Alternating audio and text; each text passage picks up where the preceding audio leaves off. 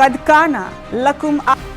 فئتین تقاتل فی سبیل اللہ وأخری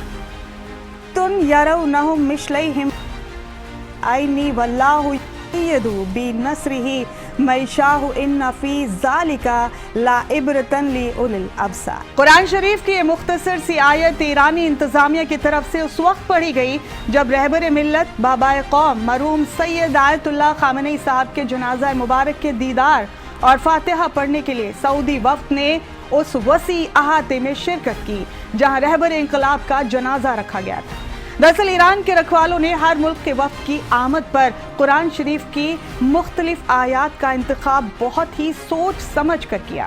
ایران اور یہودیوں کے اس جنگ میں جس ملک نے جو کردار ادا کیا اسی کے مطابق ان کی آمد پر قرآن شریف کی آیات کی تلاوت کی گئی،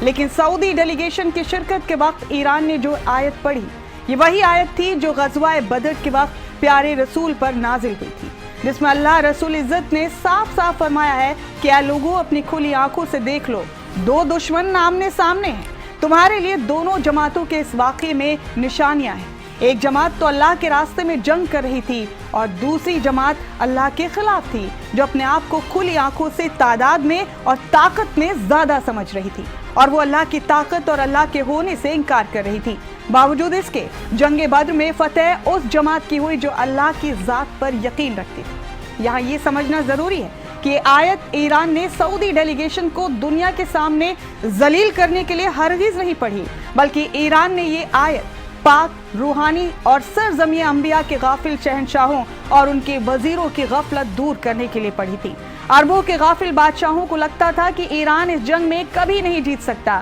کیونکہ ان عربوں کا یقین اللہ کی طاقت پر کم اور امریکہ اور اسرائیل کی طاقت اور ان کے گولہ بارود پر زیادہ ہو گیا تھا۔ اسی لیے ان عربوں نے اپنی پاک سرزمین کو اس ناپاک، ظالم اور سنگ دل امریکہ کو ایران کے خلاف حملہ کرنے کے لیے دے دیا تھا۔ لیکن جنگ بدر کی طرح اس جنگ میں بھی فتح کم طاقتور ایران کی ہوئی، کیونکہ ان کا عقیدہ اللہ پر اور اللہ کی طاقت پر تھا۔ یہ عربوں کے بادشاہ اس واقعے کو کیسے بھول گئے جب خانہ کعبہ کو گرانے کے لیے ہاتھیوں کا لشکر آیا تھا، اور اگر اس وقت میرے پروردگار نے ہاتھیوں کے مقابلے میں ہاتھی بھیج دیے ہوتے تو وہ ہاتھیوں کی طاقت کو تسلیم کرنے جیسا ہو جاتا۔ اسی لیے میرے خدا نے ہاتھیوں کے مقابلے میں ایک چھوٹا سا پرندہ یعنی ابابیلوں کا لشکر بھیجا، جنہوں نے اپنی چھوٹی چھوٹی چونچ میں چھوٹے چھوٹے کنکڑ اٹھا کر ان ہاتھیوں کے اوپر پھینکے، جن سے وہ موٹی چمڑی والے اتنے بڑے جانور لہو لہان ہو کر اپنے ہی سواروں کو کچلنے لگے۔ تمام باتوں کا لب و لباب یہ ہے کہ ایران کا مقصد پوری دنیا کو،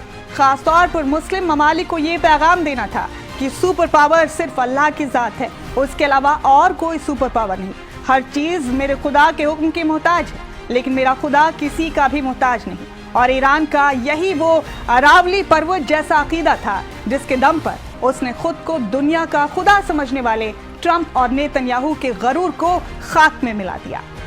جے ہند، جے بھارت۔